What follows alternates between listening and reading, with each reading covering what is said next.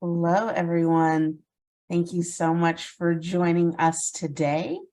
I am going to go ahead and just give everyone a few more moments to filter in. And so while folks are doing that, I invite you to enjoy our starting slide as always and get excited for our chat today, from the beach to the bar, insights into a labor and employment attorney's career journey with Pooja Patel. Hi, Pooja. Hi, Are you excited for today's chat? I am. I'm looking forward to it. It'll be hopefully interesting for all of you, and we'll all learn something new. Awesome. I love it. All right. So as folks continue to filter in, I'll just go over a couple of housekeeping items. My name is Jenna Quinn, and it's my pleasure as the Assistant Director of Alumni Engagement to welcome you all to this edition of our 49er Industry Chats. We just have a couple of housekeeping items, which would be to inform you all that this is being recorded. So what that really means for you is that this is going to be available on demand at our website, www.csulb.edu/alumni. And you can feel free to reference back to it, watch it again, send it to a friend, send it to a colleague or anyone who you think might get something out of it. And, since this is a webinar format, we encourage everyone to submit their questions via the Q&A box below on your screen. You don't have to wait for the end. If you have a question and it pops into your head, just go ahead and send it along. And so with that, I am going to go ahead and welcome Pooja Patel. Hi, Pooja. Hi, Jenna. How are you? Good, good. I'm just going to go ahead and read your bio really quick, and we'll get right on into some questions. So Pooja Patel is an experienced employment attorney who represents employers in a wide range of labor and employment litigation, and assists employers in navigating complex workplace issues at Zoller Law. She graduated from California State University, Long Beach, where she obtained her Bachelor's of Arts in International Studies, Internal Economics, and French.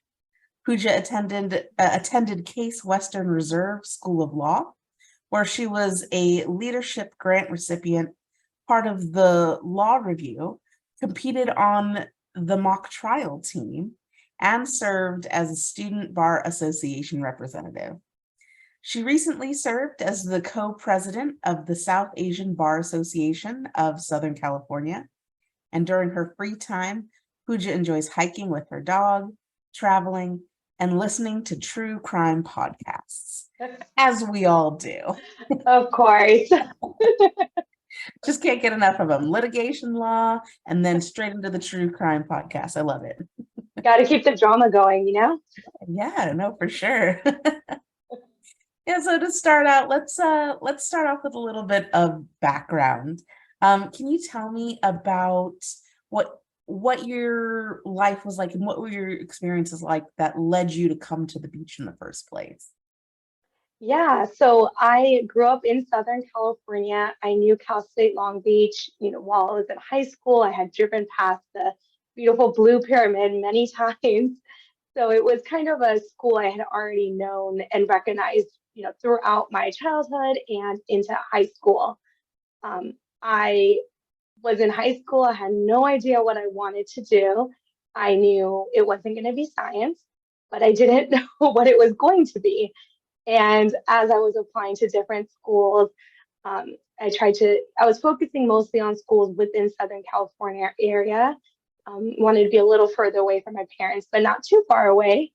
And so Long Beach ended up standing out to me because of their different programs. There were so many programs available. One of the biggest ones that drew me in was the international program. The Globe program was kind of what drew me in. When I was in high school, our French class went to France and I was not allowed to go. And so I really wanted to study abroad in undergrad. And the Globe program, the International Studies program, kind of gave me that opportunity to do that. And so I came in, went with the Globe program, and kind of figured out what I wanted to do from there. But I just fell in love with the campus when I went to visit. I remember remembering how big it was. And, first of all, trying to figure out how does one person get from one side of the campus to the other. Learned that you need some really good walking shoes very fast. But the campus was beautiful. Everyone was very welcoming, and kind of just made my decision based off of that. Yeah, I mean, pretty great reasons, right? Like you like the Yeah. programs, you like the campus, you like the people. Pretty good reasonings, I think. And so, when you were here, when you were a student at CSULB, what was life like? What was your day-to-day like? Were there any clubs or activities that you did or were a part of that were particularly formative? Or maybe there was a professor or a particular class that, really stood out to you and formed, what you wanted to do in the world? Because I mean, you majored in a lot, right? Yes. Yeah. So, when I came in, I was in international studies. I think I was undecided for up until maybe my second year. And then I did consider becoming a business major for about a semester. Um, but during that time, I think a lot of it was just getting to know people. I loved meeting people on campus. I lived on the in the dorms, which was very fun, gave me the opportunity to make a ton of friends, get to know people. I got involved with, I didn't really know anyone coming in from high school. So that orientation, I don't know if you guys still do it, but that 2-day orientation where everyone comes and stays in the dorms. It's the funniest thing. One of the girls I met at that orientation ended up being a really good friend and introduced me to all of my other friends. And we ended up kind of this group of friends from the dorms. We all, everyone was in one building.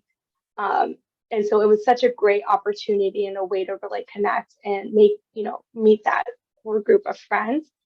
I got really involved with the community. I did Long Beach Blast, which I loved. I got to volunteer with the different, I think it was an elementary school we got paired with the students.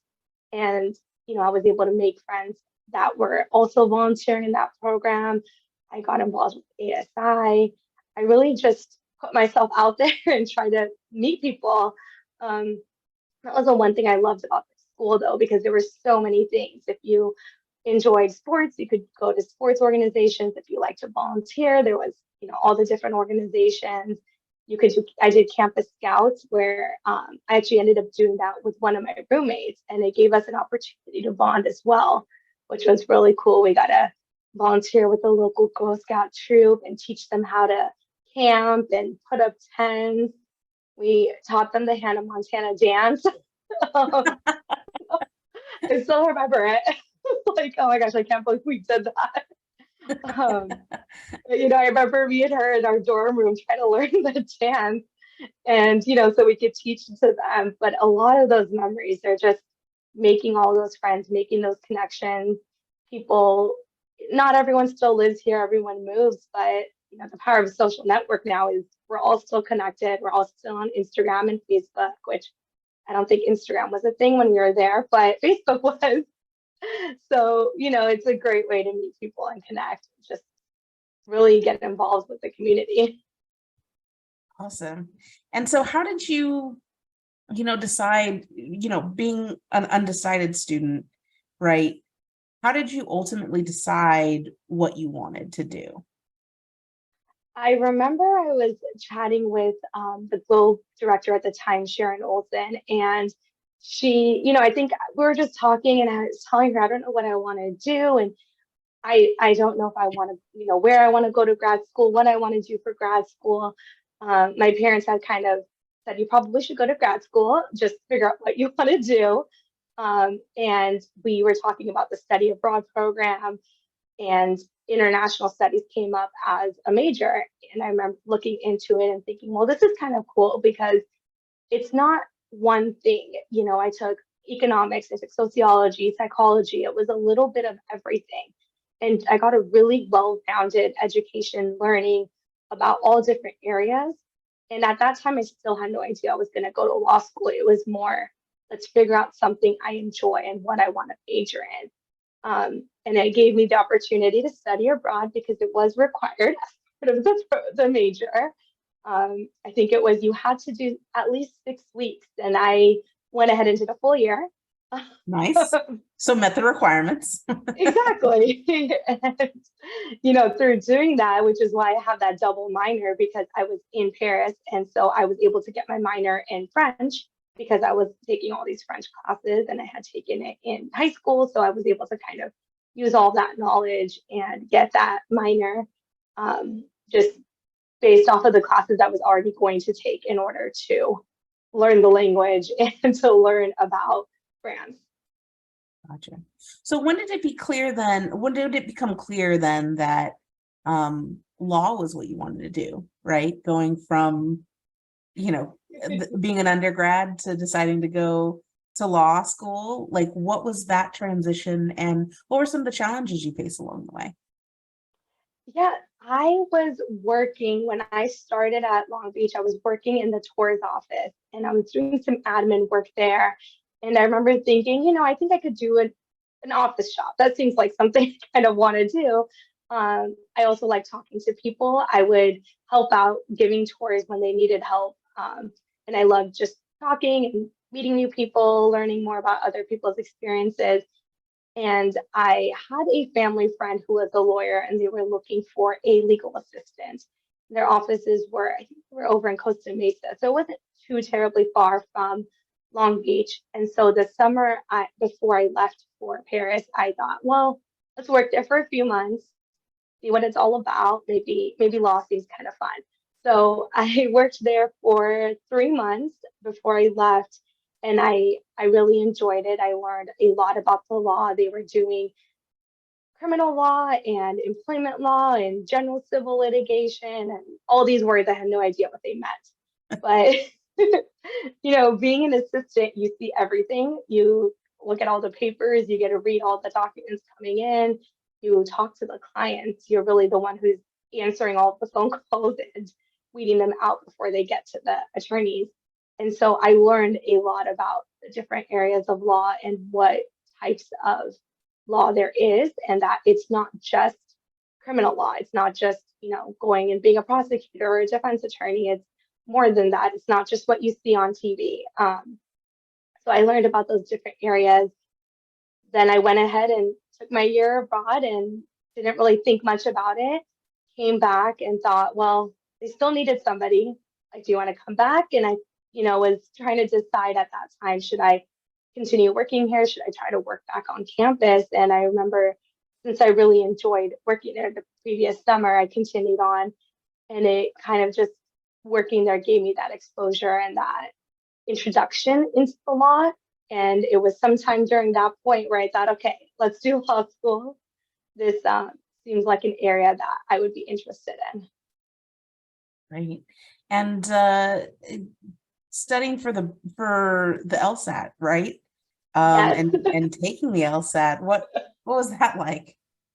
Oh, it's funny. We were talking earlier about the different areas to sit and hang out in on campus.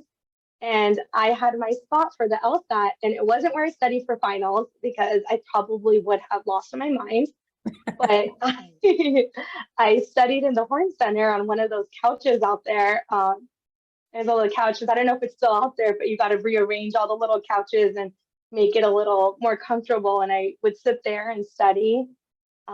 And that was the one thing I loved about Long Beach was I wasn't living on campus at the time. I was living probably only a couple miles from campus. So I could have easily gone home and studied there, but just being in that environment where people are coming in and out, you get to see people, you can take a quick break, get a snack. And so I remember studying, and it definitely taught me a lot about myself and how I learn and how I study.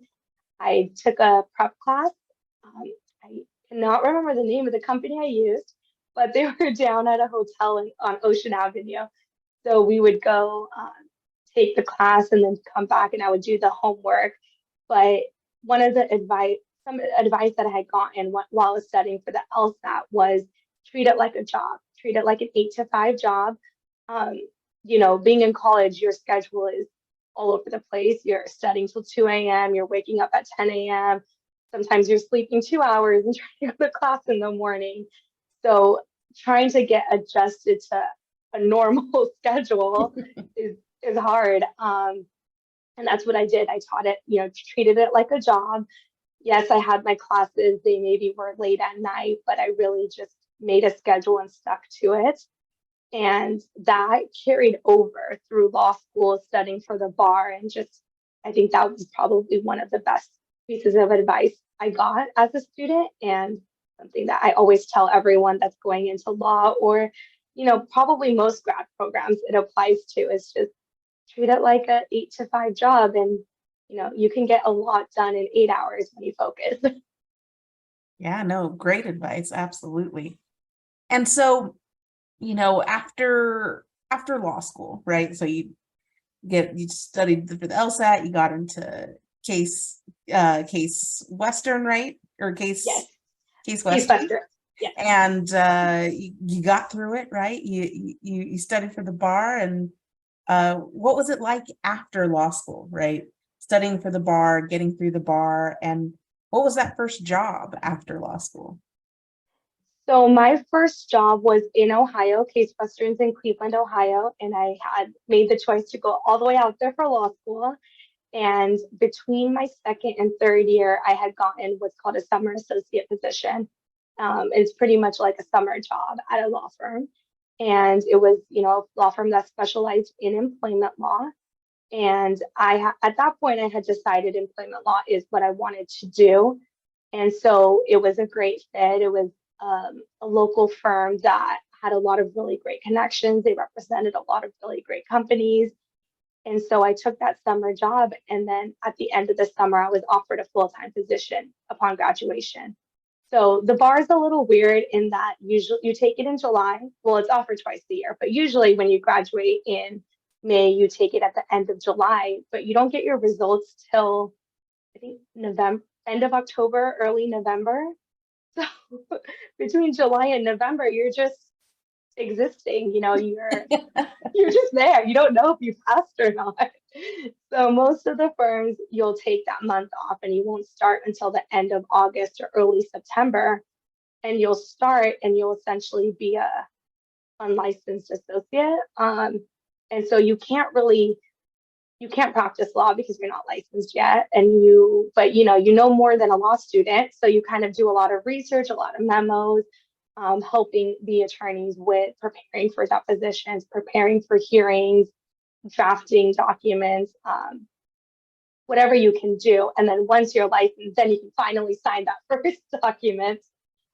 So that was kind of an interesting couple of months where you're trying to learn what you can do, but really just learning how to practice, how to be a lawyer, and what that actually means in the real world. Yeah. And, speaking of that, what does it actually mean in the real world? What is a typical day as an attorney? So it's such a, I think, a broad question, because it'll, depends so much on what area of the law you do and what focus you have. So for me, I represent a lot of employers, and we represent a lot of small businesses, a lot of restaurants that call us. This morning I got a call from somebody about, a question about something that they received in the mail and didn't know what to do. A lot of it is just answering questions, trying to figure out what notices they receive. California employment law is very nuanced. There's a lot of layers to it. So it's a lot of educating our clients to teach them, well, what does it mean for somebody to get a meal break? When do they get a meal break? Who gets one? When do we pay someone overtime? And there's a lot of layers to that, depending on the size of the company, if they are an hourly employee, if they're a salaried employee. So most of my day is spent, answering a lot of questions. And then I also do litigation. So I also represent companies that have been sued in a variety of employment issues for wrongful termination, harassment claims, as well as wage and hour issues. So we go to hearings now and we were talking earlier, the things that COVID has changed. Now I don't have to get all the way to downtown. But most of our hearings are on Zoom. So, the judge is on Zoom, all the other attorneys are on Zoom. So 8:30 hearings, I no longer have to start driving at 7:30 to get to downtown. And I think that also changed a lot of our practice because it saved us a lot of time. We're not spending that extra 2, 3, sometimes 4 hours trying to get there and come back, waiting for our case to be heard.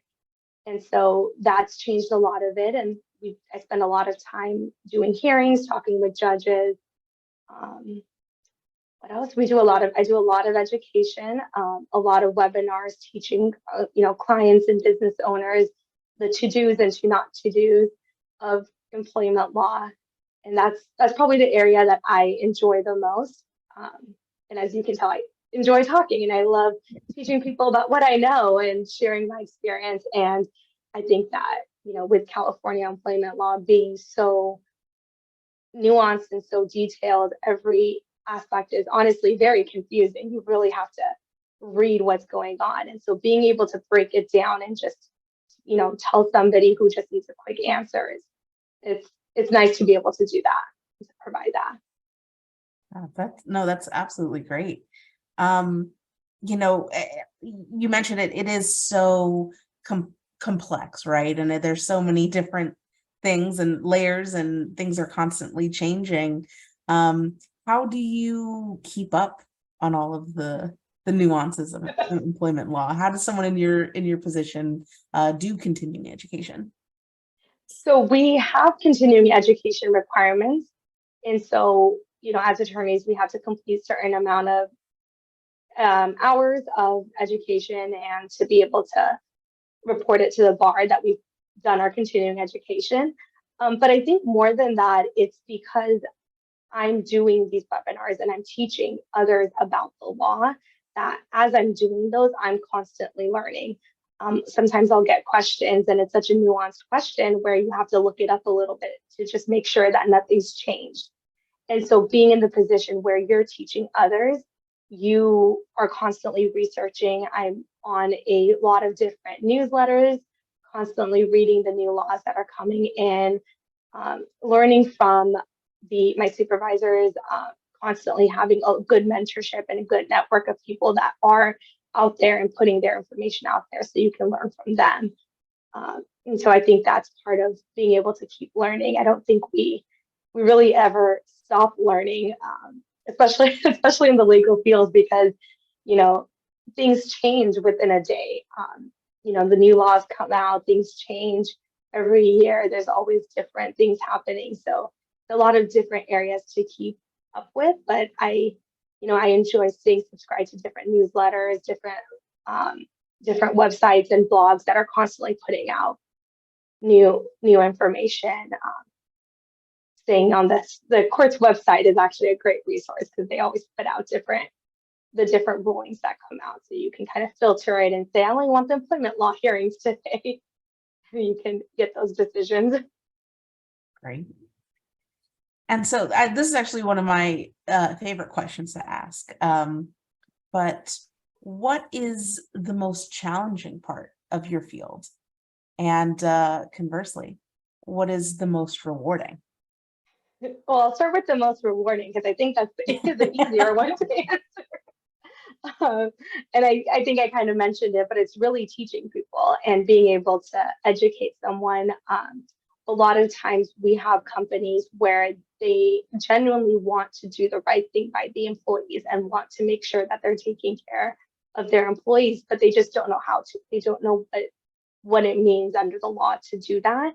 And to be able to teach them and tell them this is what you need to do, and then for them to be able to execute it and come back to you and say, we appreciate it, our employees appreciate it. That I think is the most rewarding part. I think the most challenging part, and this probably goes across the board for most attorneys, is managing your schedule. I think that's something that is hard to learn. And when you're in law school, I think you begin to learn it in terms of trying to balance your classes along with the different extracurriculars that you want to be involved in.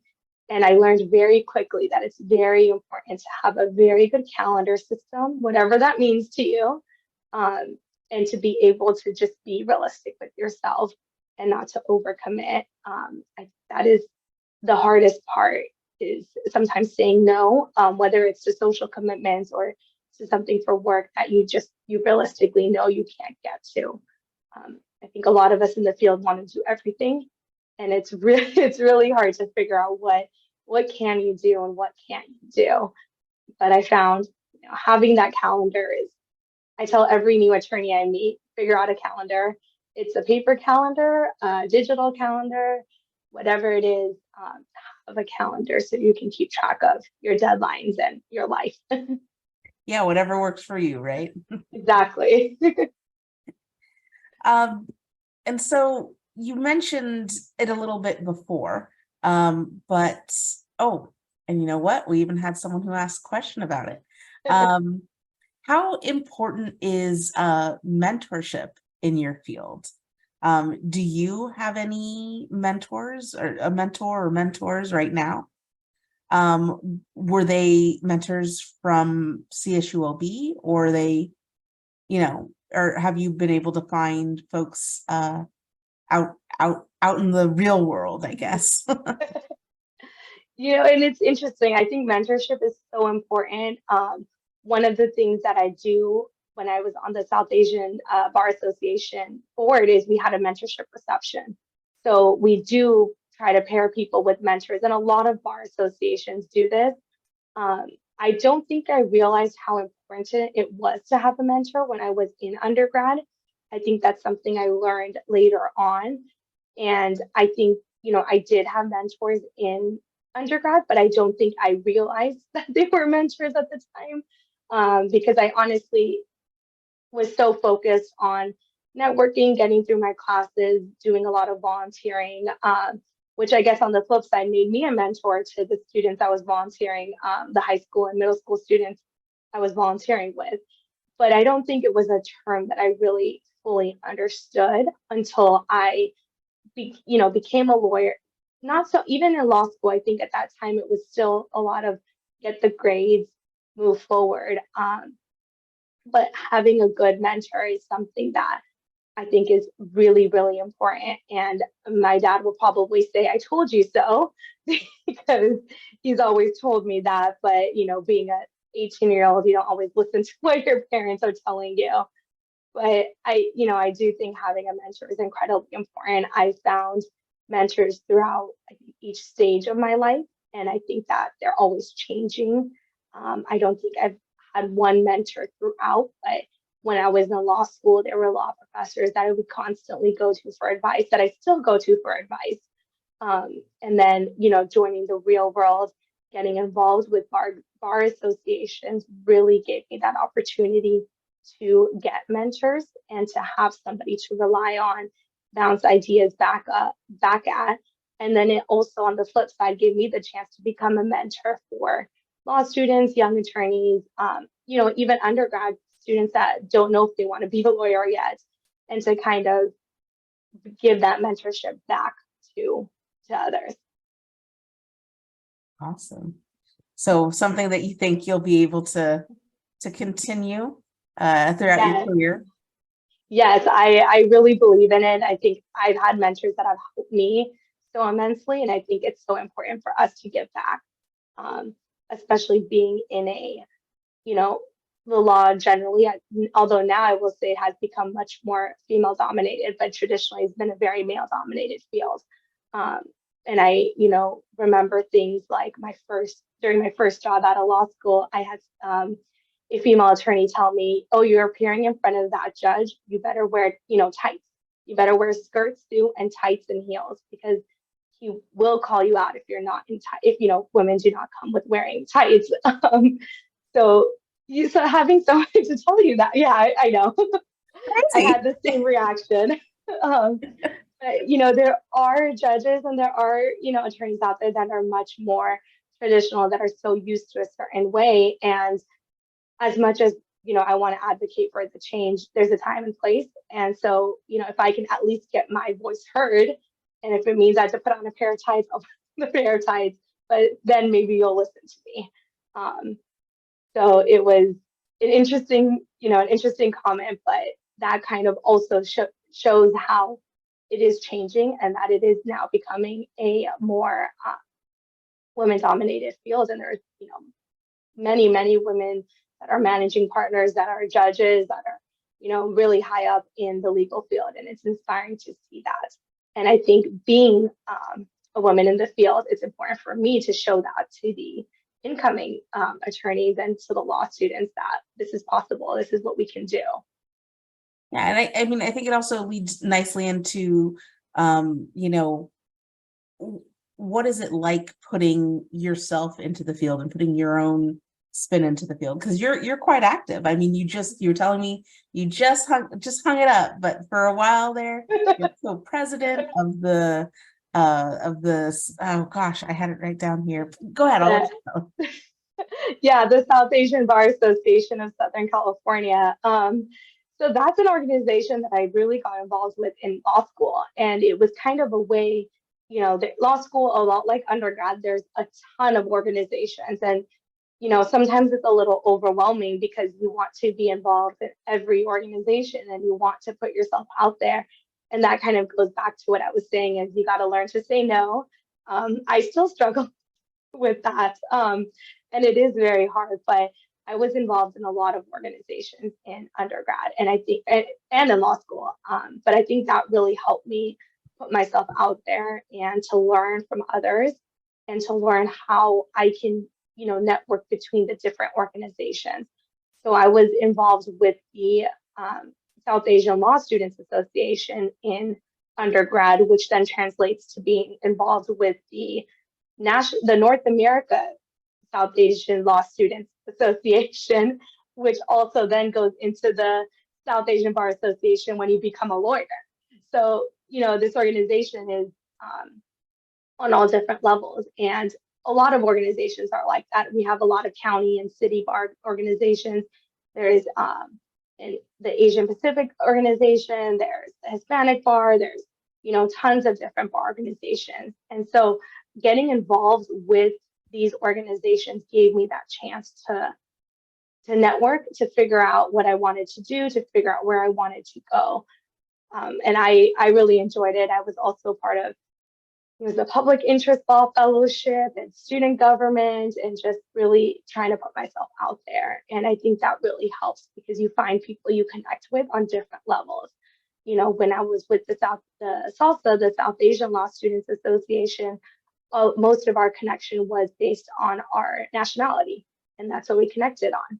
But being involved with the Public Interest Fellowship and the Public Interest Law Students, I was connecting with other people that wanted to do volunteer work and that wanted to give back with the community.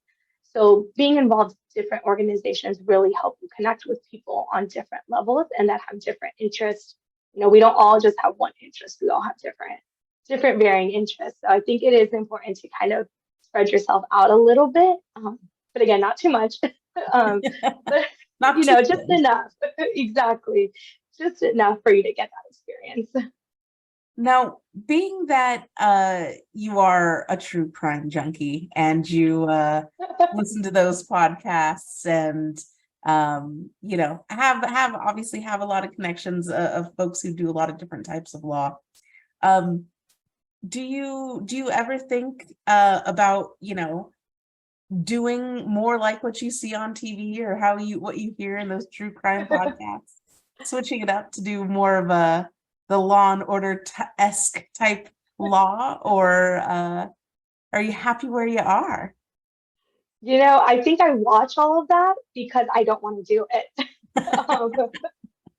And that was kind of one of the things I knew going into law school was I didn't want to do criminal law.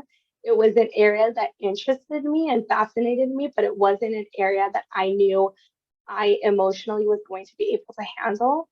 I think that it does. I have friends that are, district attorneys, that prosecutors, and it takes a toll. It does take an emotional toll on you. And I think it really requires somebody who has that emotional strength and that ability to see a lot of the terrible things that, you hear about on the true crime podcast, but you're not seeing it. You're not seeing the actual impact it's having. And I think to some extent, it doesn't feel real when you're listening to it and when you're watching it on TV. And it does take a very strong personality and someone that has that ability to do it. And I knew myself, and I know how I am, and I knew that was something I could never do. But very much respect everyone that's able to do it, on both sides of the table, because as much as we think somebody may have done something, they're still entitled to, they are still entitled to their rights and to due process and to have a fair trial. And I think my criminal law attorney, my professor, my first year said, it's not about whether they did it or not. It's about that fact that they're entitled to having a defense, that they're entitled to getting the fair trial. And that's what your job is as a defense attorney. And he was a death penalty defense attorney, so he saw a lot. And that was kind of one thing that stuck with me. And I always appreciated that, but not for me. But that's not to say that the type of law that you do isn't exciting and you don't find yourself in hearings and in the courtroom. What would you say was probably your favorite or most impactful case you've worked on so far, and why? I've done a little bit of a variety on both sides of the table to say. I've represented both employees, I've represented employers. I think one of the cases that has stuck with me was back when I was actually a law student. One of the things I got to do as a law student was participate in our legal clinic. And it was for third-year law students, and we were able to partner with legal aid. So that kind of introduced me into the legal aid world. And one of the individuals that I represented was being sued by her former employee for violating a non-compete agreement. Mm-hmm. And she was a home health care worker. She had no idea what this even meant. What does it mean? And, she was just trying to do her job. And we were able to settle her case for her. And, she was somebody that didn't have the means to hire an attorney. She was just trying to get by day to day. And we were able to go in, and I was able to go to mediation, which was very exciting the first time. And me and my co-counsel, me and her went in, and we did the mediation with these attorneys on the other side that were very, very experienced and real attorneys while we were law students. We were supervised by a real attorney, and he was there with us, but we were the ones that were able to do all negotiating and speaking. And I remember just her being so thankful, even though it wasn't an ideal situation, she was just very thankful that she was able to get that help. And that's something that's always stuck with me, is just, I want to help. And, whether I'm helping employees, whether I'm helping employers, I think at the end of the day, we're just trying to make everyone's life better and to make sure that everybody is getting the rights that they are owed. Gotcha. Well, so the when talking about hot button issues of the day, right? Right now, I think a lot of people are either seeing or interpreting or expecting us to be in an economic downturn. And what kind of impacts does that, either currently or at some other point in time, what type of impact does that have on employment law? So we see a lot is that we actually get busier because when people are laid off, when they feel that they've been terminated, that, they look for, people look for attorneys because they look for answers, and you don't know why. And, a lot of times it's the economy. There's nothing that could have been done. But a lot of times someone is looking for an answer, and they go to an attorney, and that attorney says, there might actually be something here, something that the employer had done incorrectly before.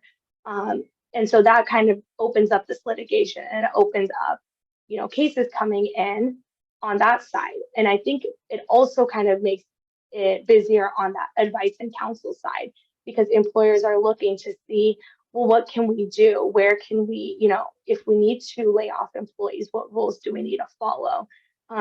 California and the federal government have rules on how to lay employees off. So, there's all these different questions that come up, and I have seen, at least I've been practicing since 2015, and I kind of started practicing when the economy was going back up. And so to see it now is kind of interesting as it goes up and down, to see that we're not, employment law is not slowing down. I think it's an area of law that is constantly busy, and since there's constant change happening, and we're always doing something. Yeah. I mean, you see in the news, I think Zillow did it and a couple other tech companies do it. What's your take on those mass layoffs where a CEO gets on a meeting with several hundred folks and says, sorry, you're terminated? Yeah, and it's hard because I'm not in their position, so I don't know what they can and should have done. I think that every company does things a little differently. I right now don't work with companies that have huge amounts of employees, and so that's something that is, I think, very difficult for them to figure out how to navigate and how to do. I do see a lot of companies trying to do it in ways that would allow the employee to, have some resources, to provide them with resources. But then again, like you said, we see on the news, we don't hear the full story, and that's, I guess, the lawyer in me is, we don't have the full story. We don't know what happened behind the doors. But from what you see in the media reports and the things like that, it is, I hope there's more to the story than what we see. Gotcha. Fair answer. Fair answer from a lawyer, right? You can only expect so much.